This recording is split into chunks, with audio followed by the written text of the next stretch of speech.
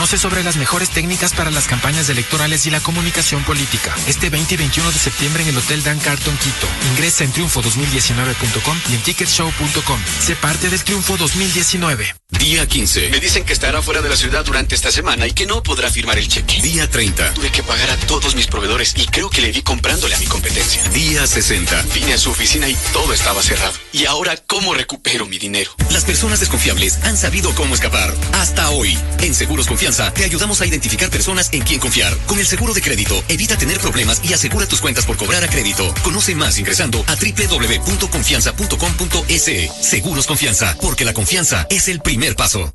63 años cuidando tu visión. Gracias por confiar en nosotros. En verano, nos ocupamos de la salud visual de los jóvenes y niños. Si ves que los ojos de tus hijos se irritan, sufre constantes dolores de cabeza o ha perdido el interés por la lectura y los estudios, necesita un examen visual. La Clínica Santa Lucía, pensando en los más pequeños de casa, te recuerda la importancia del chequeo de la visión antes del inicio de clases. Si deseas una cita, llama al PBX 2274-900 o ingresa a nuestra página web www.clinicasantalucia.com.es. Estamos ubicados en la Suiza 209 y Eloy Alfaro. Visítanos en Facebook. Clínica Santa Lucía, su visión es nuestra misión. Fin de espacio promocional y publicitario. Este programa se transmite por Exa FM y Democracia M. Mírelo en YouTube por Democracia TV. En Twitter somos Democracia S. 812. Perdón, al saludarles, doctor Aquiles Rigail, al saludarle, señor doctor Juan Vizueta, director del Consejo de la Judicatura. No es usted presidente, sino director. ¿O cómo le gusta mejor que lo titularicemos? Especialmente en los medios de comunicación, doctor Vizueta. Creo que es un buen director. Y de eso nos responsabilizamos por su trajinar en favor de las causas justas. Nos responsabilizamos igualmente los medios de comunicación. Estamos muy contentos de que ustedes estén en esas funciones. Lo propio, quiero saludar al doctor Aquiles Rigail y a una gran académica y estudiosa como es la doctora Paulina Araujo. Pero me van a permitir unos minutitos, no muchos, por las ocupaciones incluso de mi compañero de profesión, ex compañero y colaborador de esta estación de radio, de esta cadena audiovisual, que presente al periodista Hernán Higuera, muy conocido. Ustedes en el programa de investigación 360 lo han ubicado con papeles estelares en la medición de problemáticas muy difíciles, muy complejas. Siempre con Hernán hemos tenido una vinculación exitosa en materia de investigación y coberturas. Bueno, Hernán, a los tiempos que tenemos que hablar de este tema, y recordará usted, me refiero a Froilán Jiménez, el soldadito el policía, al que yo no me quitaré de la mente, lo mataron con un fusil militar, está plenamente descubierto. Y comentábamos aquí, entre asustados, abochornados, tensos en esas fechas, el famoso 30S.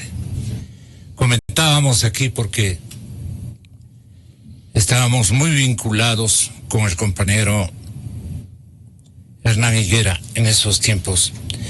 Y llegamos a la conclusión de que fue lo mataron con la aspiración de crear un foco de atención, de cámaras, de ocupación de soldados y policías a un epicentro que era conveniente para disuadir un potencial ataque o demostrar de que esa bala era dedicada a otro personaje de la vida nacional. No especulamos, mi querido Hernán. Nosotros tenemos la verdad. Nos acordemos por unos minutitos de ese episodio. Bienvenido, y yo me acuerdo que al siguiente día estuvieron aquí todos los familiares de Froilán, sus hermanas, lamentando el desenlace que tuvo este crimen de Estado. ¿Cómo más podemos ubicarle en la historia de nuestras coberturas, Hernán? Gracias, Gonzalo. Muy buenos días a toda la audiencia de Radio Cadena Democracia. Un saludo a mis compañeros de mesa, doctora, mucho gusto compartir con ustedes estos breves minutos. Sin duda alguna, Gonzalo, quizá para mí es mucho más doloroso, al igual que la familia del policía Froilán Jiménez, recordar ese difícil episodio de esos 58 minutos de balacera que se vivió frente al hospital metropolitano, en una zona hospitalaria. Un combate entre ecuatorianos, entre policías, entre militares y de por medio ciudadanos civiles y periodistas. Una situación muy complicada que jamás nunca nosotros la esperamos que se desenlace con ese fin. 5 muertos, un civil, 2 militares, 3 policías, incluso en circunstancias fuera de ese escenario, circunstancias que hasta hoy la justicia ecuatoriana no ha podido aclarar. Estamos cumpliendo ya 8 años de ese triste día, de ese día de luto. Creo que para todo el Ecuador será siempre un día de luto, aunque muchos festejaron y bailaron sobre un evento que es de muy dura recordación para quienes estuvimos en ese instante de cobertura, o pacientes del hospital, familiares que visitaban a sus... También en peligro en el caso de ustedes. Por supuesto, siempre en peligro, y quizá lo que no se sabe, Gonzalo, y yo quiero invitar a sus oyentes, a toda la ciudadanía, incluso a quienes están, y aprovecho la presencia de las autoridades de justicia para que se instruya a quienes están investigando este caso, que se den una hora para mirar un video que está en las redes sociales, que está en YouTube, un video que se llama Operación Rescate. Allí se ve cada detalle de cómo se dio la operación militar, con una cámara GoPro colocada en un casco de uno de los militares, y allí se puede evidenciar desde el momento en que el convoy militar sube por la avenida Mariana de Jesús hasta ejecutar la operación de rescate del presidente y el posterior abandono de las fuerzas militares con toda la balacera que el país ese día conoció. Allí yo me he quedado realmente estupefacto porque no sabía algunos detalles. Allí, por ejemplo, se ve cómo disparan los fusiles de combate, estos 5.56 que ayer miraba también con sorpresa, cómo las municiones de repente, las municiones que impactaron en los cuerpos como el de Froilán Jiménez desaparecieron, las armas ya no existen. Claro, 8 años después es el tiempo suficiente como para haber desaparecido cualquier tipo de evidencia. Al día siguiente desaparecieron las evidencias, con tal prontitud se limpió la escena de estos crímenes, porque fueron unos crímenes. Es una página oscura para las Fuerzas Armadas y para nuestro ejército. Eso Totalmente. Tienen que entender los actuales líderes de las Fuerzas Armadas ecuatorianas. Gonzalo, y si usted ve ese video, y si la gente lo logra ver, allí se ve, es un escenario de guerra. Es un escenario de guerra porque incluso los militares cogen como rehenes a algunos policías, policías heridos, policías que están heridos de bala, militares que también caen heridos de bala, cómo los rescatan, cómo los suben a los vehículos, cómo se los llevan. Es una situación desesperante que yo no la había visto porque, claro, en ese instante estaba precisamente en plena transmisión. Allí se ve estaban acorralados, cómo los militares encañonan a los policías en los pasillos del hospital de la Policía Nacional, cómo los someten, cómo se arrodillan, cómo les piden clemencia. También hay militares heridos que se quejan y que no entienden por qué se da esa situación, ¿no? Y curiosamente, 8 años después, no sabemos quién ordenó ese operativo de rescate, no sabemos quién disparó al policía Froilán Jiménez, no sabemos quién lo invitó al presidente Rafael Correa al hospital de la policía esa mañana, quién impidió que salga el presidente, no sabemos hasta ahora quién lo secuestró. 8 años después, esa teoría del secuestro obviamente no tiene un argumento suficiente, a tal punto que 8 años después no se ha podido determinar quiénes fueron los secuestradores o quién fue el secuestrador principal. ¿Quién ordenó disparar? ¿Quién ordenó llevar ese tipo de armamento a una zona hospitalaria? Yo no digo que todo el armamento que llevaron los militares haya sido material de guerra. ¿Se le ha perdido, dicen, a un alto oficial? Eso dicen que es un sargento. Es un sargento al que su arma prácticamente está extraviada, y hoy la fiscalía cuenta con menos pruebas para demostrar que fue precisamente la que impactó a Froilán Jiménez y la que lo mató. ¿Dónde le dio esa noche al coronel Luis Castro?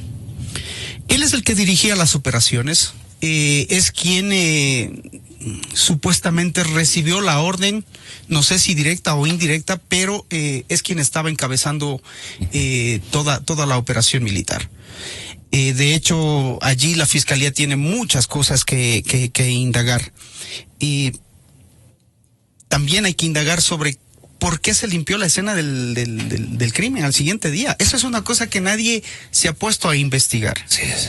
Que con tal rapidez como nunca antes vista en Quito, hoy vemos el problema de la basura, cómo persiste en la ciudad, pero ese día fue como si hubiese pasado un ventarrón por la zona del hospital de la Policía Nacional, llevándose todo.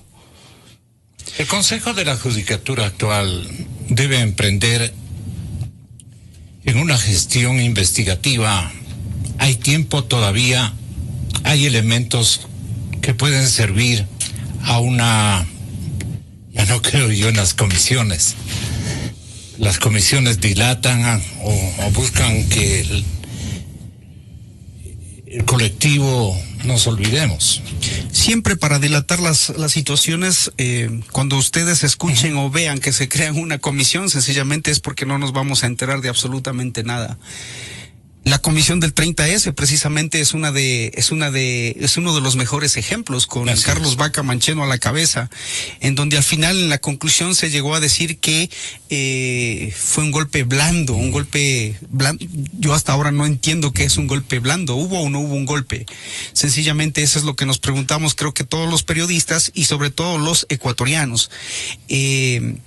Obviamente el caso del 30S no iba a ser investigado porque estaban los panas, los compadres, el compañerito en las funciones, en la función judicial sobre todo, y allí pues no les convenía que se les caiga la estrategia política, porque a lo largo de los años lo que estamos viendo es que el 30S sirvió precisamente para eso, para levantar una imagen de un presidente que quería permanecer en el poder.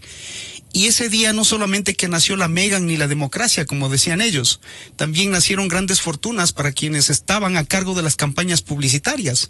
Preguntémonos cuánto costó, por ejemplo, el spot publicitario de aquella niña que nació supuestamente el 30 de septiembre, denominada la Megan. Allí nacían grandes fortunas porque esa campaña creo que hasta hace 2 años se difundía todavía en los medios, sobre todo gubernamentales. ¿Cuántas explicaciones nos deben? En este caso, demasiadas. Estos actores, demasiadas. En este caso, demasiadas. Y sobre todo a las familias a quienes les ofrecieron y les prometieron, como se dice popularmente, el oro y el moro. Creo que a la familia del soldado Cortés, hasta donde yo investigué, le dieron el nombre de una calle en la ciudad de Santo Domingo. Se llama como el soldado, Darwin Cortés. Y hasta ahí. A la mamá creo que le dieron un cargo momentáneo en el registro civil en Santo Domingo de los Colorados, y sobre la verdad y qué pasó con su hijo, absolutamente nada. Sobre el soldado que es oriundo de la provincia de Imbabura, me parece que es de apellido Pangui, nadie sabe qué es lo que ocurrió, por qué lo asesinaron en la zona es el policía. ¿Por qué lo asesinaron en la zona del regimiento Quito número 2? Cuando los militares regresaban a la Recoleta, el policía salía a la tienda y de repente, en esa efervescencia y en la ira del 30S, un militar disparó contra el policía y lo mató. En un escenario que no era la avenida Mariana de Jesús. Tantas cosas y tantas preguntas que al final del día los ecuatorianos decimos, ¿habrá algún momento justicia? Alguien que se atreva a llevar este caso a las Cortes Internacionales por el tema que implica precisamente armar un escenario de guerra en una zona hospitalaria. Eso es una cosa muy pendiente, sobre todo para quienes dirigieron esos operativos. Hernán, le quedó muy reconocido por habernos traído de nuevo lo que usted cubrió con tanto atino, con tanto riesgo, y muchos compañeros. Luego fueron operación barrida y no dejaron vestigio de nada. Y hay muchas cosas que explicarle al país. ¿Qué le debe la justicia, Paulina, al Ecuador sobre el 30S? Solamente para hacer una evaluación de lo que ha quedado en su retina, de lo que ha quedado en su memoria, y para darle un aplauso al colectivo de periodistas que se jugaron la vida esa noche cubriendo esta circunstancia. Entre ellos, Hernán, valientemente impulsó luego pues una tarea investigativa que no afloró en realidades, porque todo el mundo se prestó a un disimulo y a un ocultamiento de evidencias que la gente notó por ventaja. Y hay que hacer caso a revisar este capítulo en el video Operación Rescate, al que quedan cordialmente invitados. Otro momentito hablaremos más de este episodio. Gracias, Hernán. Gracias, Gonzalo. Gracias. Don Gonzalo, muchísimas gracias por la invitación. Para mí un honor compartir la mesa con altas autoridades de justicia, con un gran periodista, y un saludo a toda la audiencia de Radio Democracia. Pues es tan sencillo como esto. Todo esto que nos han narrado son hechos, unos reales, otros fictos, inventados, porque hay una teoría política macabra que se llama falsa bandera, que es inventarse un hecho, atacar inocentes y luego hacer ver como que esos inocentes son los enemigos. Es una teoría política éticamente muy cuestionada, pero es lo que ocurrió. Y frente a esos hechos, ¿qué ha obtenido todo el Ecuador? Dolor. Y en el medio se esperaba que responda la justicia. Y en ese sentido fue su pregunta. ¿Cómo respondió la justicia? Primero con leyes hechas a medida, luego con tratamientos disímiles, con privilegios para ciertos procesados, y obviamente dejando de lado los delitos más atroces, en donde hemos escuchado aquí, solo en este caso puntual, no ha habido reparación a las familias, no ha habido una transparencia, se vulnera nuevamente el derecho a la verdad. Pero don Gonzalo, el Ecuador viene arrastrando esto, no solo en leyes hechas a la medida, no solo en una justicia disímil, sino también desde la Asamblea de Montecristi, en donde los dignos asambleístas hasta se permitieron perdonar a un violador de una niña.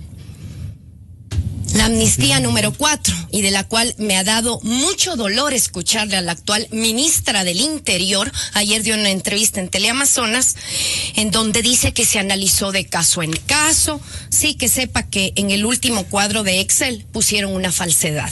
Dijeron que el señor Floresmilo Villalta estaba imputado de una supuesta violación sexual. La violación sexual estaba ya comprobada. Tenía ya sentencia de casación de 16 años a cumplirlo. Entonces, ¿cuál es el dolor del Ecuador? Que ponemos en el tapete de discusión hechos, como lo dije, reales, fictos, esperamos que la justicia responda, esperamos que una asamblea legisle bien, pero vemos que el Estado ecuatoriano con sus varios estamentos no están respondiendo. Hoy por hoy los procesos por corrupción, me va a disculpar, pero siguen con una lentitud. Abren causas y resulta que los fiscales no piden medidas cautelares reales.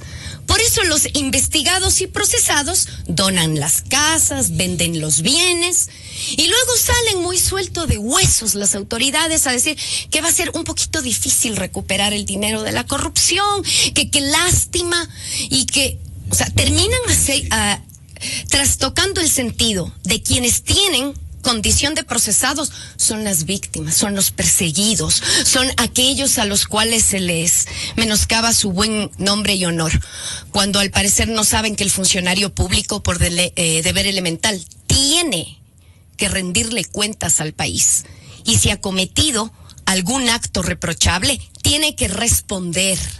Y poco o nada interesa ya, porque nos guste o no son nuestras normas. Los señores no solo tienen que ir a una cárcel donde también tienen privilegios. Los señores también tienen que saber que a cada pena se le acompaña una multa y que adicionalmente existe la reparación integral. Y la reparación integral es a todos los ecuatorianos. Pero usted ve, siguen casos mediáticos, se centran en el uno, que ya van a ver, es que esto me hizo, ya le traigo al otro, que el Interpol. Y los demás casos, esos casos no emblemáticos del ciudadano a pie, aquellos casos que los abogados en libre ejercicio nos honramos en defender, de los que no tienen voz, don Gonzalo, de los que no tienen una cámara atrás. ¿Qué pasa con esas causas? No, le dicen, no, es que estamos atendiendo tal o cual caso, usted comprenderá, es que los medios... Y ojo, no quiero generalizar, porque hay muy buenos elementos en función judicial, en fiscalía. Lamentablemente no son la mayoría, pero los hay. Y aprovecho aquí que están dos autoridades altas del Consejo de la Judicatura para cuando procedan a hacer evaluaciones, esas evaluaciones partan de un criterio real. Hay gente muy valiosa, hay gente con criterio, formada, honesta. A mí no ha habido juez ni fiscal en mis 10 años de libre ejercicio que me haya pedido dinero, porque saben que si eso hubiera ocurrido, ardía Troya. Porque saben también con quién se corrompen. Don Gonzalo, los abogados también somos parte del sistema de justicia. Y aquí lo saben los señores jueces. No solo es la culpa del juez, el fiscal que no camina. Los abogados en libre ejercicio también pueden corroer el sistema de una manera perversa. Ojo, soy abogada y por eso se lo digo. También hay que ponerle mucha atención cómo litigan ciertos colegas, cómo engañan a los clientes, cómo se les precluyen los plazos, le dejan al cliente en abandono las causas. Por eso su pregunta, y espero resumirlo y pidiéndole disculpas porque es el tiempo de altas autoridades para que ellas se pronuncien, pero seguimos con ese dolor, seguimos sin una respuesta adecuada. Yo no me voy a cansar de pedir justicia por una niña a la cual todo el Estado ecuatoriano, todo, Montecristi, Corte Constitucional, todo se puso en contra para proteger a un activista de Alianza País, a un violador, y hasta ahora se siguen justificando. No son capaces de pedir perdón. Hasta ahora dicen, no, es que era la Corte la que tenía que decidir. Y la Corte dijo, no, fue Montecristi. Se lanzaron la pelotita. No tiene justificación alguna. Se perdonó el violador de una niña. Y lo dije 10 años atrás. Veamos lo que viene luego al país. Y lo hemos constatado, ¿no? Una desprotección total de los niños, niñas y adolescentes. Un tratamiento privilegiado para los casos de corrupción. Y casos como los que nos ha narrado Hernán hoy, y que no tendríamos tiempo, don Gonzalo, para dar la lista. Desaparición de David Romo, y así. Y la verdad se sigue ocultando. Y lo peor es que los poderosos se siguen sintiendo protegidos. Doctor Aquiles Rigail, cuando el señor presidente de la República, uno por uno, les concibió como una especie de colectivo que salve a la justicia de este mal momento. La justicia ecuatoriana ha tenido una temporalidad horrible, inquietante, vergonzosa, en muchos episodios mal investigados, y ha generado una secuencia de impunidades impresionantemente grande, a título de que son militares, a título de que son jueces, a título de que han sido fiscales, que han sido gobernantes, etcétera, etcétera. Aquiles Rigail fue un dignísimo ex vicepresidente de la República, y bueno, ha sido escogido por el presidente Moreno en calidad de un reformador de la justicia ecuatoriana, porque a eso han sido convocados. ¿Qué resultados debemos aguardar los ecuatorianos para cambiar este sello de impunidad, que es un desprestigio a todo el mundo? Un país de locos, un país de víctimas y un país de crímenes sin castigo. Hemos disimulado y ustedes en este momento no están, en criterio del presidente Moreno y en criterio de la generalidad de nuestros compatriotas, no están para darse ese lujo de nuevamente entrar a otro episodio de disimulo, de perdón, de no profundizar las cosas. Doctor Rigail, ¿qué opinión tiene usted de la actual situación de la justicia ecuatoriana y cómo piensan enmendarlo? Muchas gracias, Gonzalo, y bienvenido. Pues, me siento honrado y privilegiado de estar en esta distinguida confrontación, amigable, por cierto, de convenios, de principios y de acuerdos con las que todos compartimos. Se trata de una década podrida, no digo perdida, podrida, porque desde sus cimientos este régimen atropelló, violentó, lesionó y agravió a la función judicial y agravió también obviamente al pueblo ecuatoriano. Recordaba con algunos amigos, compañeros de colegio y de la universidad, cuando el doctor Ángel Felicísimo Rojas, uno de los grandes literatos que ha tenido el Ecuador, nuestro profesor, le preguntábamos, doctor Rojas, ¿cómo fue su trayectoria por la Contraloría General del Estado? Y el doctor Rojas decía, jóvenes, decía, donde yo apretaba salía pus. En este momento, Gonzalo, no sale pus, sale una podredumbre tan espantosa, tan trágica, tan espantosa realmente, que el pueblo ecuatoriano no tiene ni idea de lo que vamos descubriendo poco a poco y a veces en términos gigantescos de la corrupción imperante. Conversaba con el doctor Vizueta justamente sobre cómo eran los concursos para elegir los jueces, los magistrados, y por supuesto, pues los evaluadores les preguntaban dos cosas. A ver. Primeramente decían, pues, ¿sabes escribir? Sí. ¿Eres obediente? Sí. Entonces estás nombrado juez. Eso pues me lo comentábamos con el doctor Vizueta. Quiero contarle algo de nuestra experiencia, porque tuvimos en estudios jurídicos conjuntos.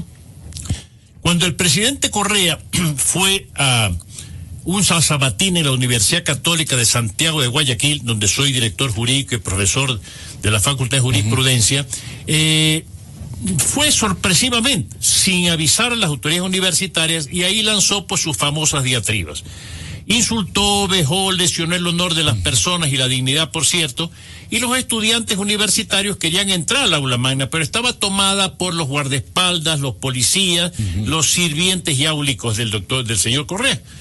Y un momento dado, cuando los estudiantes protestaban, Correa, tenemos la grabación en la Universidad Católica, decía, ustedes son 400 y afuera salen 40, vayan y enseñen lo que es la democracia, y los hizo salir para golpear a los estudiantes. El gran problema de Correa fue que no supo que ya no había 40, había 1000 estudiantes afuera, y tuvo que salir en vergonzosa y cobarde fuga, protegido por unas sábanas de acero. Hasta ahí la historia. Inició un juicio contra 40 y algo más estudiantes por intento de magnicidio. Los acusó de haber intentado matarlo, cuando lo que le hacían es malas señas, o buenas señas en el caso y expresiones un poco duras.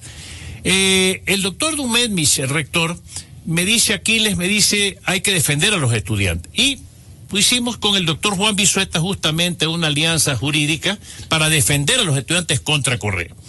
Un día me llama el doctor Dumet, que no me deja, por supuesto, es fiel reproductor de lo que voy a decir. Me dice, me está llamando el presidente Correa, que había sido alumno de la Universidad Católica, para pedirme una cita.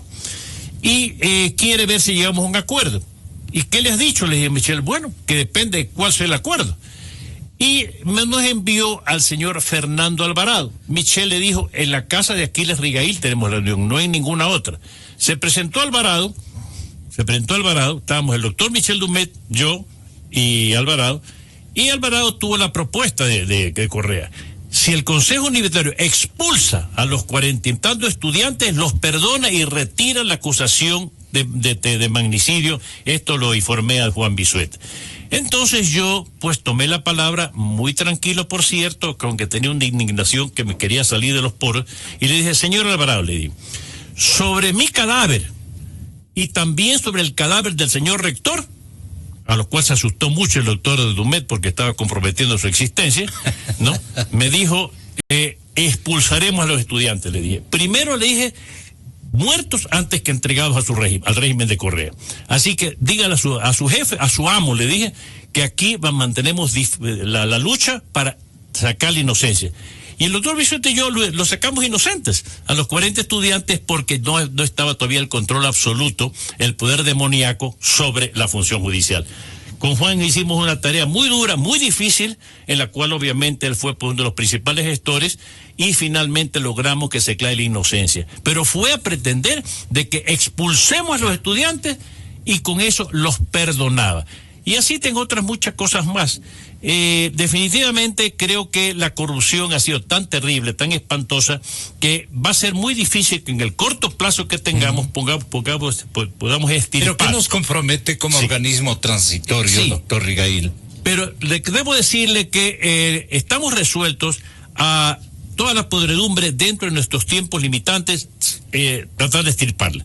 Hemos formado una mesa para investigar todos los crímenes, todas las persecuciones políticas, entre ellos el 30S, que fue uno de los casos más emblemáticos, más agresivos y producto, como aquí se ha expresado por el señor Higuera, cómo se pronunció.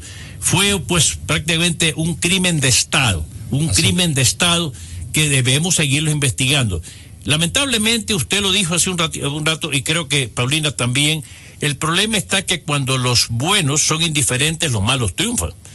Y eso es pésimo. Cuando la indiferencia rige en un país, entonces los malos triunfan siempre. Ese es el peor pecado de un país. Mirar para otro lado cuando tenemos de frente la podredumbre, el crimen. Por eso a veces se me acusa, y a lo mejor con razón, de que trato de ser un poco draconiano en mis actitudes y en mis peticiones. Hay que serlo, doctor, no hay otro camino. No queda otro camino. Y por eso es que yo no me arrepiento en ningún momento de haber pedido informaciones sobre ciertos casos que han conmocionado la opinión pública, porque realmente si uno se pone pues en actitudes extremadamente blandengues, extremadamente aisladas del contexto de la violencia y del atropello y del atraco que ha habido, entonces uno es cómplice también.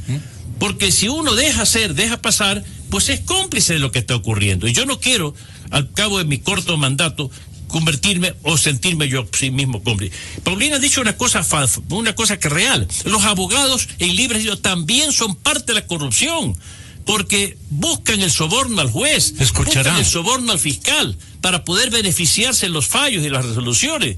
Yo juro por mi alma inmortal que yo jamás en mi vida me he atrevido siquiera a pedir, a insistir con un juez por un soborno. Que mi alma inmortal se condene. Soy profundamente católico. Si alguna vez yo en mi ánimo hay ni siquiera en el pensamiento. Pero hay muchos abogados, Gonzalo, que creen que el triunfo en las leyes se debe al soborno. Y los jueces, por supuesto, pues inspirados por aquello, pues se dejan tentar. El día pasado hice un recorrido por Guayaquil. Estoy yendo, como el doctor Bisueta, también a diferentes lugares del país para ver dónde está la podredumbre, dónde descubrir o avisorar algo. Y le pregunto a un juez, le dice, ¿cuánto tiempo tiene usted? Que yo ya sabía quién era, por cierto. ¿Cuánto tiempo tiene usted? Yo llevo 2 años. Le dije, qué bonito el carro que usted tiene afuera, el Audi. Imagínese usted, ¿no? Lleva 4 años, tenía un Audi, yo tengo un carro coreano. Un carro coreano, y mi hija tiene un carro chino, y mi mujer tiene un carro chino. Pero tenía un Audi de último modelo, de ultra gama, pues que vale $80,000. ¿Y usted con Kia? Y yo con Kia. No, perdón, con Hyundai. ¿No? Pero mire usted, ¿no? Entonces, eso es. Así es, doctor. He convocado al presidente de la Asociación de Registradores de la Propiedad de Guayaquil, el doctor Ivo Lezurita, y le he pedido que firmemos un convenio para que todos los jueces, le vamos a dar un listado de todos los jueces, de muchos jueces, para que nos determinen de 30 años atrás cuál era sus propiedades inmobiliarias, para ver cuál ha sido el nivel de riqueza, cuáles han sido los signos exteriores de riqueza con los que se han incrementado sus patrimonios en el cortísimo plazo. Y ahí van a salir algunos casos, aunque Juan sostiene que tiene que ver también muchos testaferros. Es verdad, Pero en fin, comencemos por algo, ¿no? Veamos qué ocurrió en estos tiempos. Muy bien. Este colectivo, doctor Vizueta, y ustedes están tratando de escoger, seleccionar a más o menos unos 145 nuevos jueces especializados. ¿Con qué objetivo? Porque quisiera referirme a esto, a una ley orgánica de la función judicial, pero que tenga connotación integral.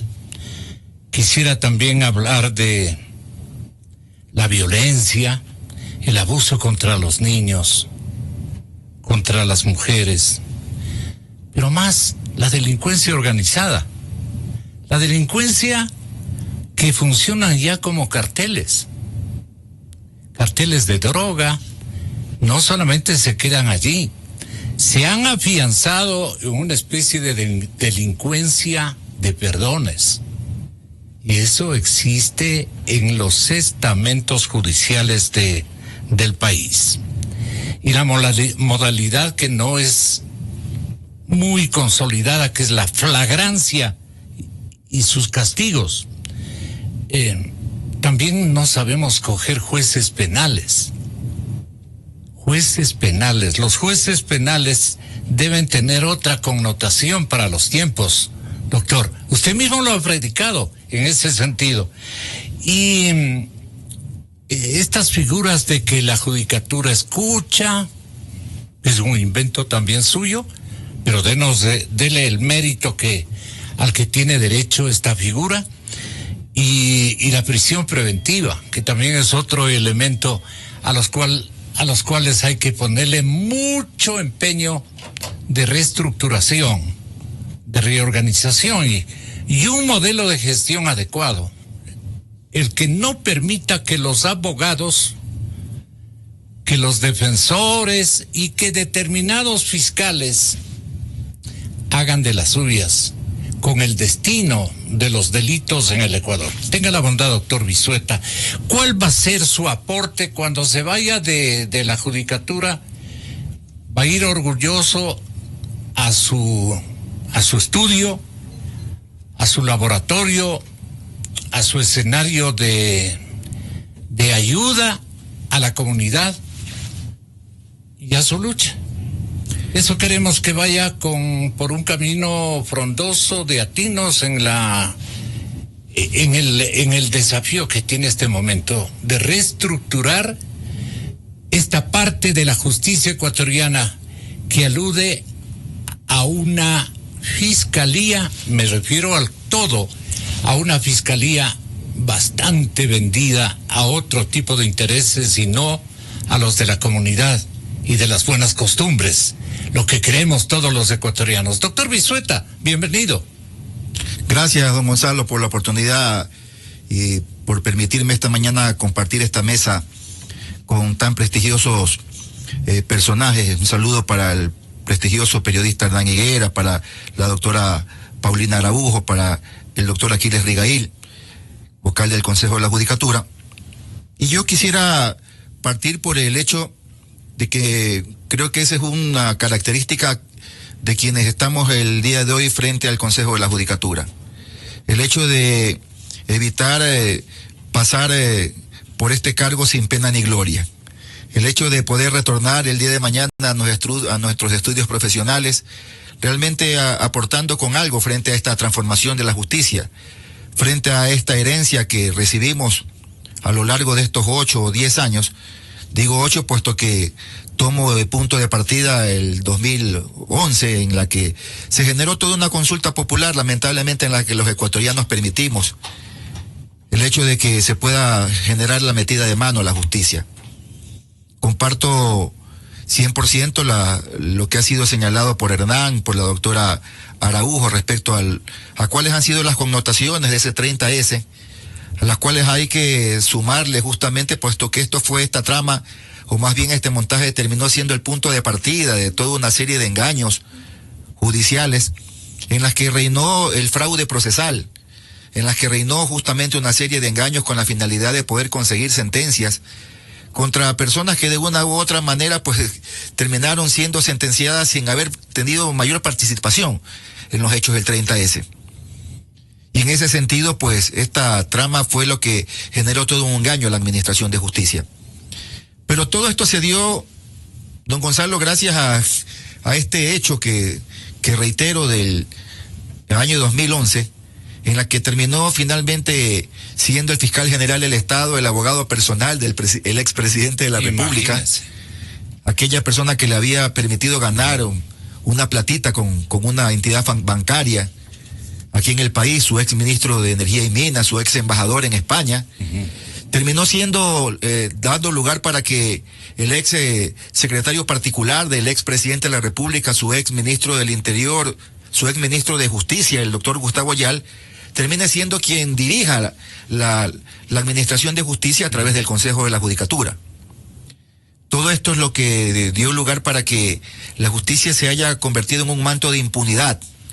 Ese manto de impunidad que generó aquello que nos ha mencionado la doctora Araujo, en el sentido de que los corruptos terminaron beneficiados frente a este manto porque no hubo de ninguna manera, y fue una de nuestras principales preocupaciones al inicio de esta administración transitoria, el hecho de poder conocer cómo ha existido una lluvia de informes generados por parte de la Contraloría General del Estado con indicios de responsabilidad penal contra exfuncionarios del régimen correísta, que en la práctica lamentablemente no quedaron absolutamente en nada y terminaron en el tacho de la basura. Puesto que en la Fiscalía simplemente existía la consigna de que en todos estos casos finalmente se decrete el archivo de estas investigaciones. Esto es lo que ha dado lugar, en primer lugar, generar una preocupación en el sentido de poder investigar qué es lo que realmente sucedió y cuáles fueron las actuaciones que se generaron por parte de estos funcionarios en la Fiscalía, o más bien conocer los argumentos por los cuales terminaron archivados todos estos informes de indicios de responsabilidad penal. Pero por otro lado, yo señalo de que el mal de la función judicial terminó siendo un mal sistémico. Un mal sistémico puesto que no solamente involucraba a los operadores de justicia, sino incluso se fueron generando leyes que se utilizaron como instrumento de persecución política para quienes pensaban diferente, para los opositores al régimen, sobre todo para criminalizar la protesta social, de tal manera que hay algunos cambios que hay que hacer y que en la práctica este andamiaje que montó el correísmo a lo largo de estos 10 años no es algo tan sencillo. Yo creo que se trata de leyes. Yo pudiera recordar no solamente el caso de haberse utilizado figuras que fueron incorporadas en el año 2014, luego de que en el año 2008, acá en el Ecuador, finalmente nos hablaban de garantismo penal y nos hablaban, incluso vino la novelería de cambiar el nombre de los juzgados penales, porque ya no era juzgado primero penal, sino que se lo denominó juzgado primero de garantías penales. Y fue así como en el año 2008 incluso el Ministerio de Justicia, a cargo primero del doctor Gustavo Ayala y luego del doctor Néstor Arbito, generaron un proyecto de Código Orgánico de Garantías Penales. Lo trajeron uno de los más afamados penalistas de Latinoamérica, como era el doctor Eugenio Raúl Zaffaroni, y el doctor Zaffaroni terminaba felicitando de la posición del Ecuador en el sentido de que finalmente ya habíamos dejado de ser copiones, porque lamentablemente nuestro Código Penal, que databa de hace más de 100 años, en el Ecuador, pues terminaba siendo una copia del Código Penal español, y el Código Penal español una copia del Código Penal francés, y el Código Penal francés una copia del Código Penal belga. Y decía, por fin, los ecuatorianos hacen un código que es propio de su idiosincrasia, propio de su cultura. Pero finalmente pasaron pocos años y en el 2014 se genera un nuevo Código Orgánico Integral Penal, don Gonzalo, acá en el Ecuador, donde se tratan de incorporar 77 nuevas figuras penales, muchas de esas innecesarias, como el caso del sicariato, que ya teníamos en el Código Penal con la figura del asesinato, sino incluso figuras como el tema del ataque o resistencia, que es un tema que se generó en la paralización de servicios públicos, el tema de lo que, perdóname, pero me causa risa el solo recordarlo, el hecho de haber defendido un humilde trabajador transportista en la ciudad de Guayaquil, que por el hecho de haber transportado un monigote de borrego terminó siendo criminalizado por tráfico de armas nucleares, biológicas y químicas, ¿no? Parece, en este momento contar esto realmente nos causa risa, ¿no? Pero en ese momento que lo vivimos, realmente veíamos cómo se utilizaban los organismos, no solamente de justicia, sino las leyes con la finalidad de poder perseguir y para poder enviar un mensaje al resto de ciudadanos de que quien se permita protestar en algún momento terminaría siendo criminalizado de la manera más drástica. Esa es la manera como se manejó hasta ese momento la administración de justicia en el Ecuador. Siendo así, don Gonzalo, la tarea es ardua, las ideas también se generan de la misma manera, a manera de lluvia. A veces la desesperación dentro del Consejo de la Judicatura nos lleva a tener que generar una serie de ideas. Una de estas se me viene a la cabeza cuando la doctora Araujo nos dice qué pasa, y fue una de las preguntas que tuvimos hace una semana cuando terminamos la jornada en la Unidad Judicial Norte, cuando nos reunimos con los perseguidos políticos, y estuvieron ahí los 10 de Luluncoto, los 3 de Cotopaxi, los 29 de Saraguro, cerca de 200 personas del 30S, y los periodistas en algún momento se me acercaron y dijeron: doctor Vizueta, está bien, felicitamos esta acción que está realizando el Consejo de la Judicatura.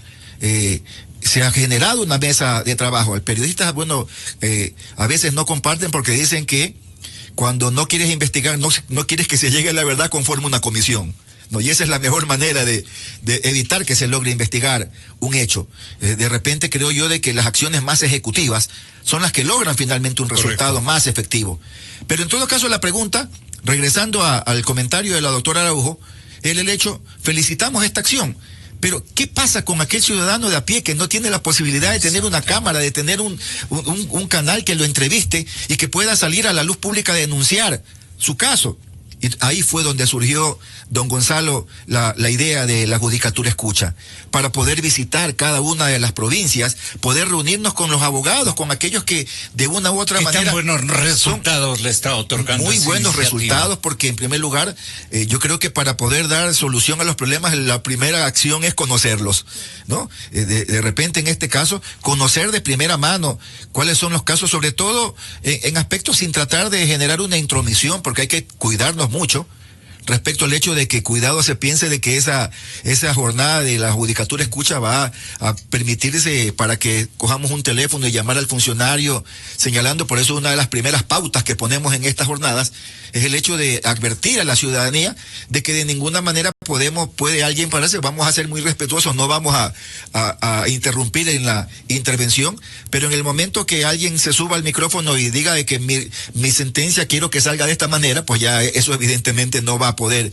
ser atendido. Pero sí, acciones como el hecho de que para nosotros es muy preocupante el observar el día de hoy, en este mes que hemos permanecido en el Consejo de la Judicatura, que a lo largo de estos 4 años ha existido un decrecimiento de cerca del 5% de la confianza de los ecuatorianos en la administración de justicia de su patria. Entonces yo creo que esa cifra nos permite, en primer lugar, conocer cuáles son los factores que inciden, y ahí vemos justamente el hecho de que está la manera como fueron designados los jueces en su momento, de que de una u otra manera ese cuestionamiento que hubo por parte de la ciudadanía respecto no solo a la manera burda cómo se llevaban a efecto los concursos.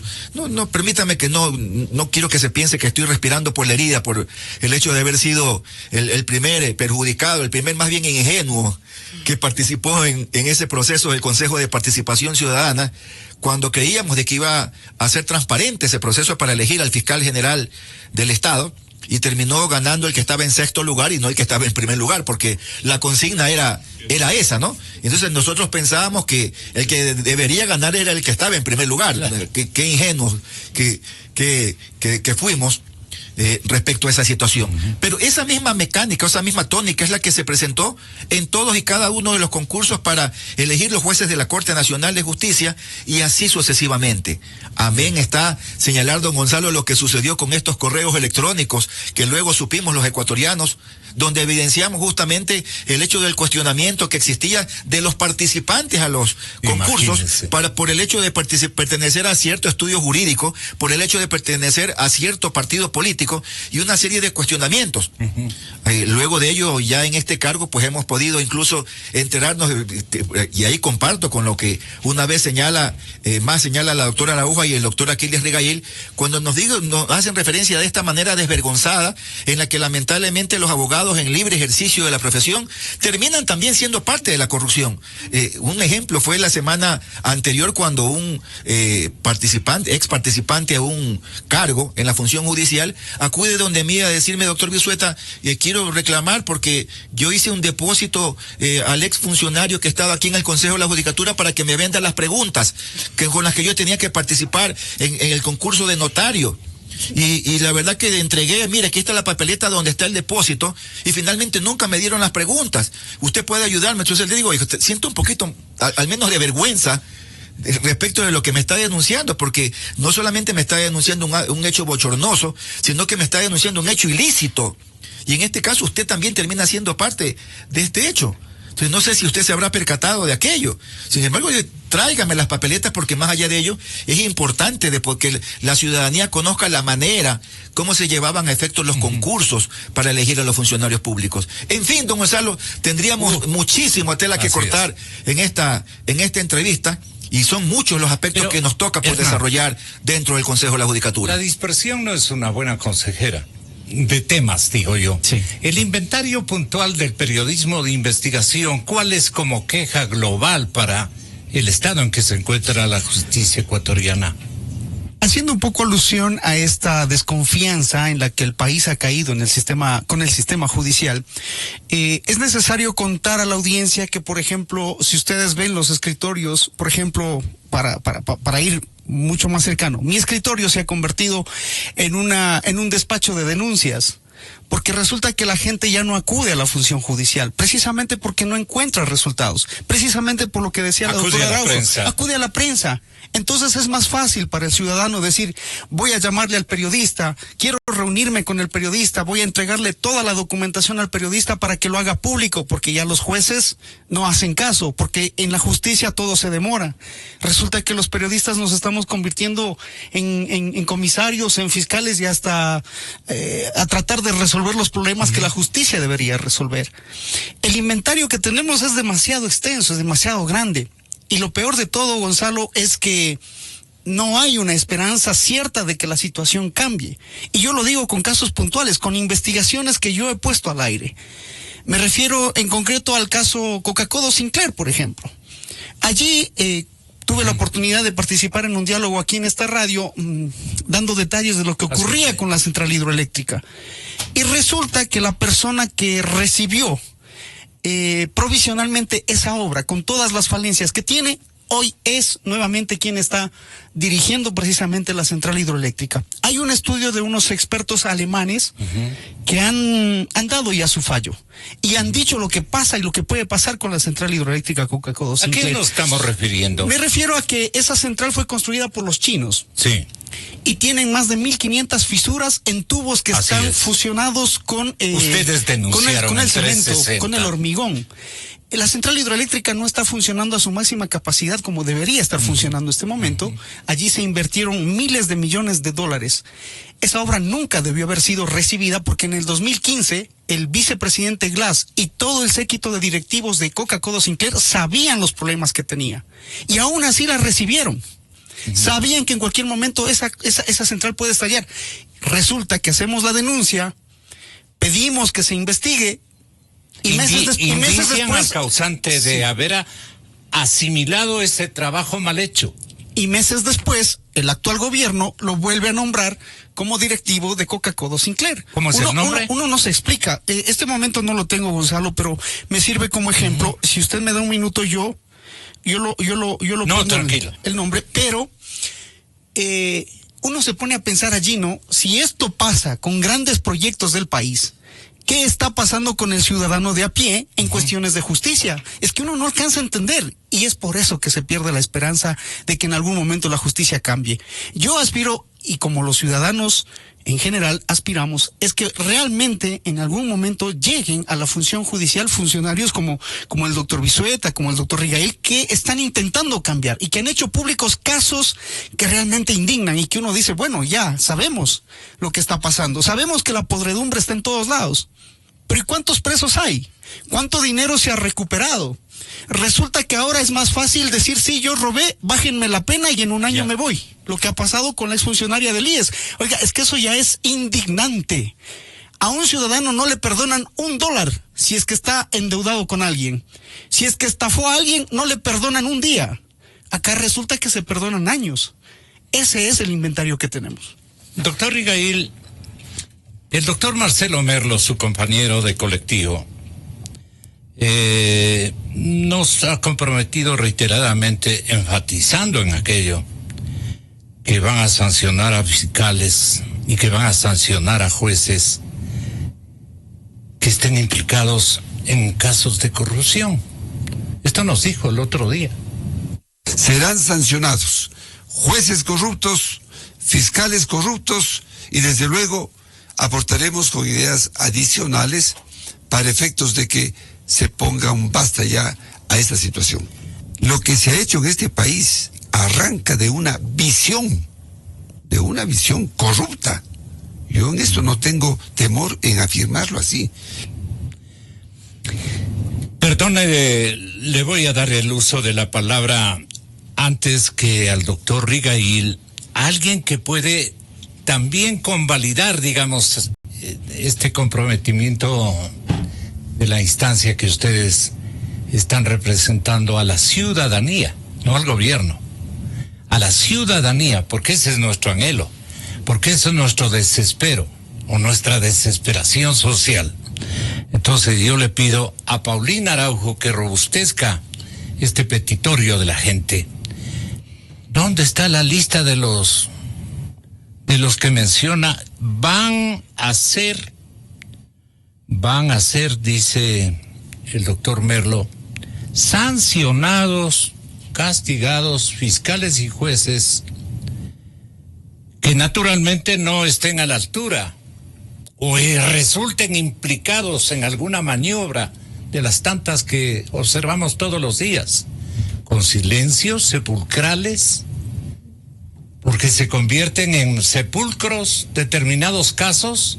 Usted debe tener un inventario gigantesco por lo estudiosa que es desde la academia, doctora. Y pues sí, y entonces solamente ocupamos los puestos para decir de palabra, pero no ejecutar circunstancias y materializar en hechos que pueda ver la gente y pueda recuperar su afán de creer en la justicia. Sin un pueblo que no cree en su justicia, estamos perdidos, como denuncia el compañero.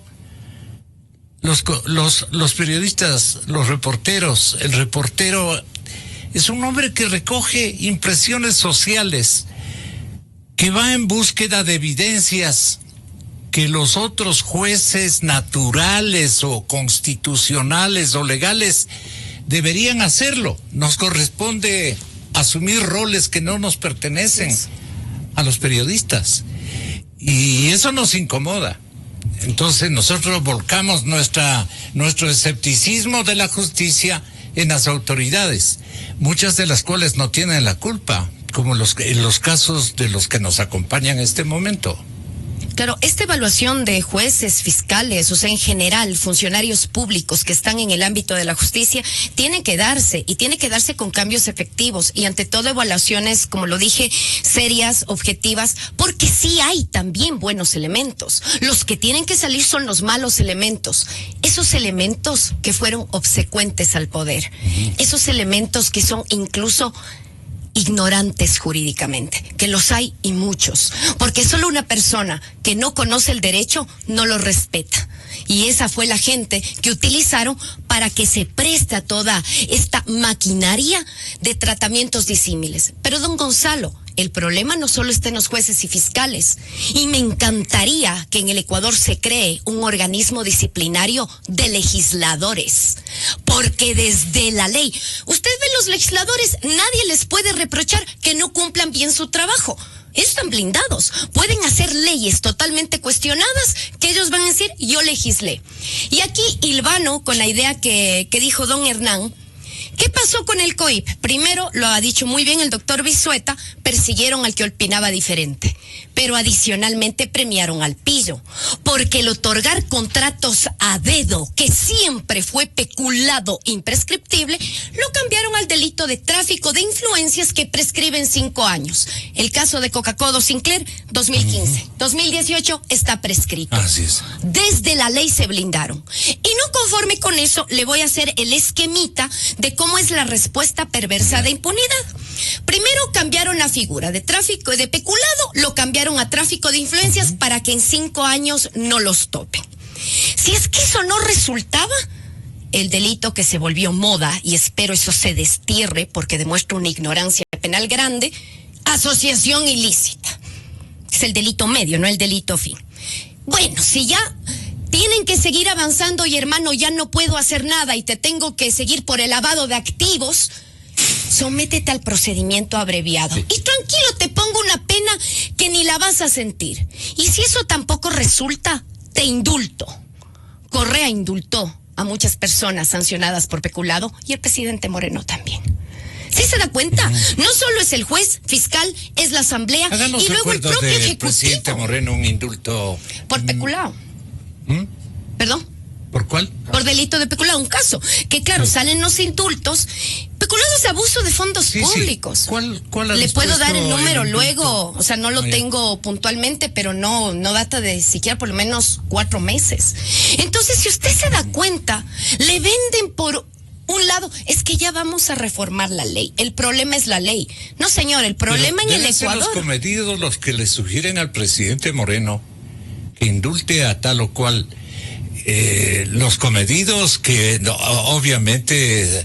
Sí, pero con todo respeto. Son los nutridos de hasta lo que yo tengo conocimiento, don Gonzalo. Interesados, ¿no? El presidente Moreno es una persona capaz. Él es el primer mandatario. Claro, no debe y yo creo que engañar, toda persona que está en el sector público, pero igualmente en el privado deben saber lo que firman, ¿no? O sea, ya le digo, o sea, no estamos en un momento de buscar justificaciones y les soy muy sincera, a veces peco ya de escéptica, de que he perdido la esperanza, pero el Ecuador no vive de discursos. Todos hemos perdido la esperanza. El Ecuador no vive, cuando seguimos viendo este esquema, o sea, ya no tienen ni siquiera vergüenza lo que hemos visto, bueno, 1 año de prisión y como ya te detuvimos unos meses y está el 60% cumplido, sal. O sea, ya le digo, pueden ser las buenas intenciones, comisiones, que todo se haga, pero si seguimos viendo el mismo resultado, queremos ver un cambio, pero obviamente un cambio que no parta del mismo esquema del capataz que te ordeno lo que hagas y te sometes a mi voluntad, porque de eso también queremos salir. Tiene que ser un cambio ordenado, diáfano, a cargo de personas probas, que no tengan ninguna tacha. Gente que incluso, yo creo que el doctor Vizueta me va a dar la razón, han dejado sus despachos jurídicos haciendo un sacrificio, porque uno cuando asume un cargo público sabe que es servir, no lo hace por ganar plata, lo hace por servir al país, esa vocación de servicio. Y no quisiera dejar de pedirles de favor aquí a las altas autoridades del Consejo de la Judicatura, qué bueno eso que están oyendo a los usuarios. Oigan a un montón de gente que está ahí. Miren el sistema de turnos que se inventaron, porque se inventaron quienes no tienen idea lo que es litigar en un tribunal de justicia. Y pregunten a la gente cuánto se demoran en la fila, si logran tener acceso al expediente. O sea, le digo, es muy bueno ir a los funcionarios, pero al usuario, incluso hay muchos usuarios que usted les ve en los juzgados que están sin abogado, porque los abogados también les dejan tirando, y es la gente la que está con papeles desesperadas, y me imagino que es la gente que luego termina ante la prensa clamando justicia. Nuevamente, yo sé que hay casos emblemáticos, casos que nos han dolido, pero el Estado tiene que respondernos a todos por igual. Los que no tienen voz, los que no tienen una cámara, los que están en largas esperas, los que no se han callado, don Gonzalo. los que no se dejaron silenciar a pesar de la persecución. Tenemos que seguir en eso. No porque ahora se quiera hablar un esquema dialogante o cambio de poder, tenemos que dejar ser críticos. Al poder siempre hay que criticarlo. ¿Y sabe por qué? Porque es nuestro derecho fundamental como ciudadanos. De no funciona la democracia, Hernán Para que no Higuera. quede la información suelta que decía la doctora Araujo, el presidente Moreno indultó a Jorge Vladimir Peña Ortiz y a Claudia Gabriela Rodríguez Lima, quienes fueron sentenciados a 4 años de prisión por el delito de peculado. En el caso de Peña, por desviar $48,183 en perjuicio del Ministerio de Relaciones Laborales, se le acusó de 66 transferencias por $46,000. Ese fue el uno de los casos. Y en el caso de la señora Claudia Rodríguez, ella fue sentenciada a 4 años también por parte del Tribunal Primero de Garantías Penales del Carchi por haberle encontrado responsable de la comisión del delito tipificado y sancionado en el artículo 257 del Código Penal, cuyo fallo fue ratificado por la Sala de lo Penal del Carchi. Ahí tiene don Gonzalo. ¿Qué inventario tienen ustedes en el Consejo de la Judicatura? Porque tampoco tienen ustedes una galería de prohombres, de actores de justicia recomendables.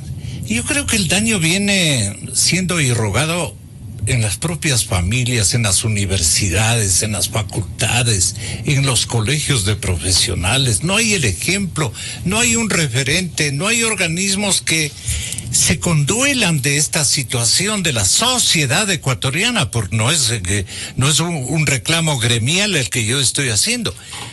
Pero los abogados en toda la región del tercer mundo son deplorables en su forma de...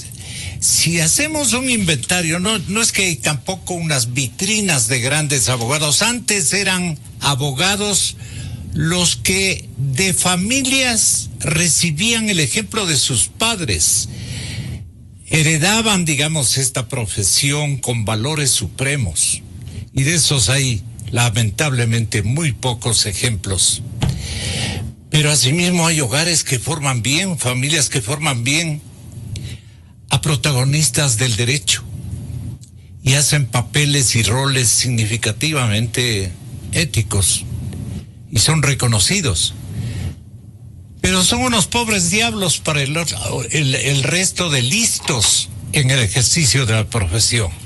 Qué pena haber tenido que realizar de esta manera la inculpación al colectivo de hombres que merecen ser en el Ecuador los protagonistas del ejemplo.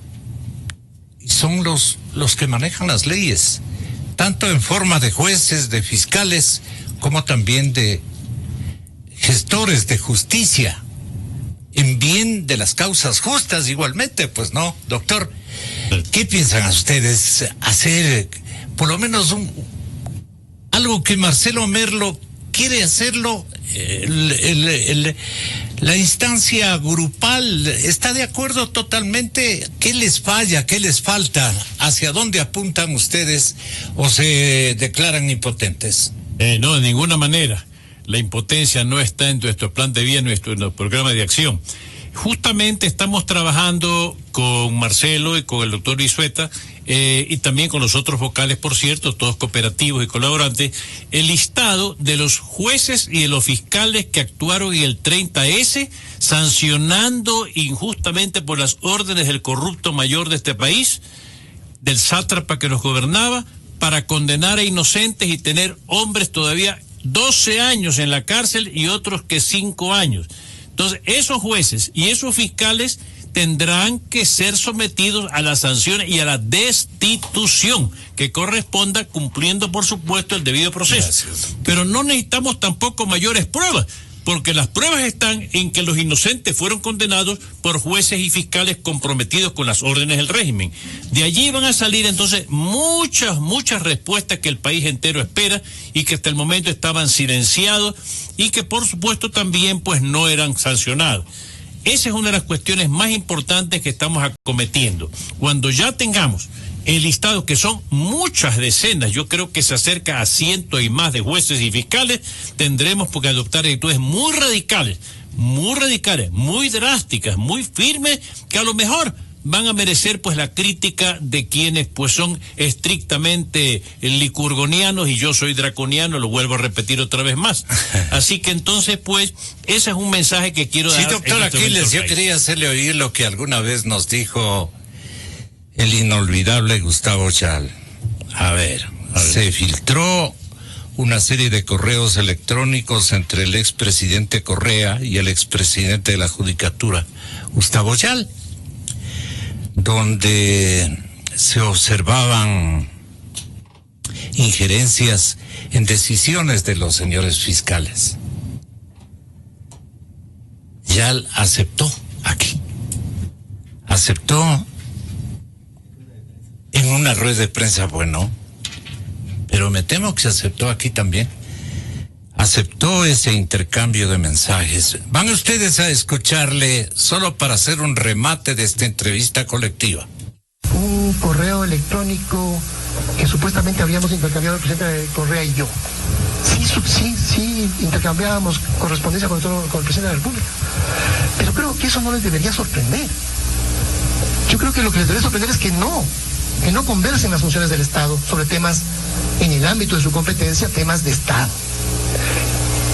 Entreveo en ese correo electrónico que publican parcialmente, incluso y quién sabe hasta editado, hay algunas cosas que no me suenan del todo, pero de todo lo que ahí dice no tiene absolutamente ninguna implicación que vulnere la independencia de la justicia. Lo recuerdo vagamente, Jacqueline. No es audible una partecita, pero es porque no fue registrada la grabación en este estudio, sino en una rueda de prensa que nosotros incluso la rescatamos del audio transmitido. Por eso tiene esos defectos. Pero lo que dice ahí el doctor Chales, sí le comprendió, doctor Rigay. Muy bien. Bueno, debo decirles que se han descubierto en estos últimos tiempos aquello de que me han editado las conversaciones y otras por el estilo, y otros pues parece que están acometidos por un alemán y un italiano que los persiguen porque nunca se acuerdan de nada. El alemán se llama Alzheimer y el italiano se llama Franco Deterioro. Todos los dos han hecho presa de las mentes de aquellos caballeros o aquellos sujetos, no voy a decir caballeros, que dicen que no se acuerdan de nada, que no conocen a nadie, pues, y que nunca definieron a nadie. Esa es una excusa muy normal. En todo caso, pues, eso no nos va ni nos viene, porque vamos a terminar descubriendo justamente aquello, no descubriendo, ya están evidenciados, pero hay que someterlos a los procedimientos del caso. En realidad, pues, no es cuestión de admitir esas excusas porque son realmente tontas, pero hay otro caso más que lo tenemos evidenciado, lo conoce también el doctor Bisuete y creo que buena parte de la ciudadanía, y estoy seguro que Paulina también lo conoce. Un oficio enviado desde las oficinas del doctor Alexis Mera, dirigidos a la función judicial, advirtiéndole a los jueces que no acepten acciones de protección contra el Estado ecuatoriano so pena de destitución. Entonces, en otras palabras, pues, le aplicaban una medida drástica si es que llegaban a aceptar una acción de protección. Mire, solamente con aceptar una acción de protección ya involucraba una sanción. ¿Usted se quejó alguna vez, doctor Juanito, de esta advertencia que les formulaba el señor que acaba de mencionarlo? Sí, esto fue, don Gonzalo, llevado incluso a la práctica, porque no contento con el oficio, pues hace pocas semanas pues me enteraba yo en la ciudad de Guayaquil que horas antes de que se lleve a efecto una audiencia contra un oficial de la Armada Nacional, me refiero al capitán Edwin Ortega, finalmente el doctor Alexis Mera había estado en las oficinas del Consejo de la Judicatura pidiéndole que se traslade la jueza que tenía que conocerle esta acción de protección, finalmente para instruirle respecto de cuál es la disposición que tenía que dar al término de la audiencia. Entonces esto realmente es algo que se presentaba de manera muy usual, más allá de haber observado durante muchísimos años la presencia de los delegados del Ministerio de Justicia, del Ministerio del Interior, los delegados del mismo Consejo de la Judicatura, quienes con teléfono en mano se terminaban acercando muy descaradamente a los jueces para pasarles el teléfono y que ellos reciban vía telefónica la disposición de qué manera tenía que ser resuelta la decisión judicial. Yo creo que esta época nefasta es la que de una u otra manera evidenciaba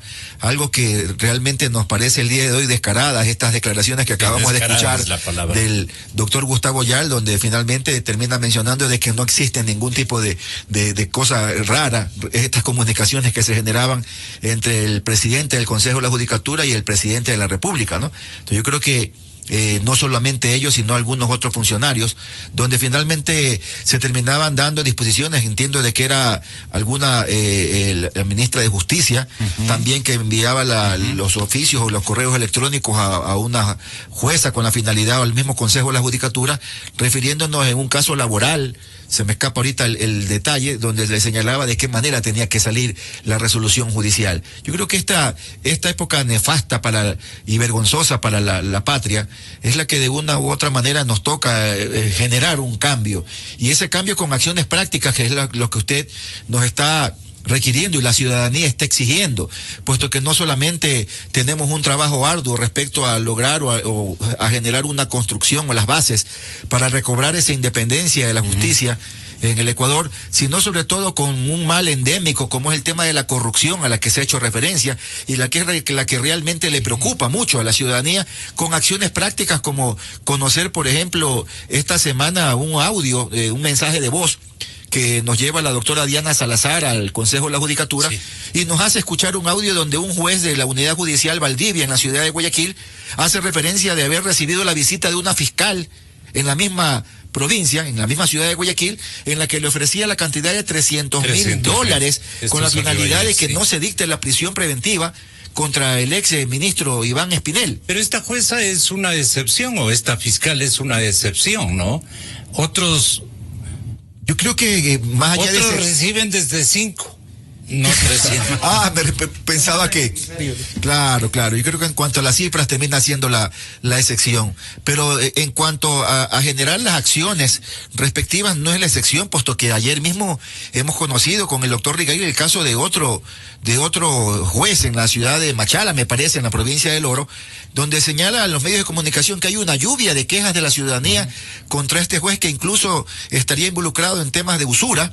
30 expedientes disciplinarios. 30 expedientes disciplinarios, y que de una u otra manera pues sigue tan campante. Parece que cuál ha sido el poder que tienen los operadores de justicia para que no les haya sucedido absolutamente nada. Entonces es importante, don Gonzalo, que exista una acción enérgica en este momento de parte de la Dirección General, sobre todo, que sería el ente encargado de generar justamente las instrucciones para que se generen los sumarios disciplinarios, porque es necesario expectorar a estos malos operadores de justicia de la función judicial para que no puedan de ninguna manera permanecer ahí, no solamente aquellos que se prestaron como instrumento de persecución política para los opositores, sino sobre todo aquellos malos funcionarios que están inmiscuidos en casos de corrupción. Buscando la verdad. El llamado está hecho. El llamado está hecho.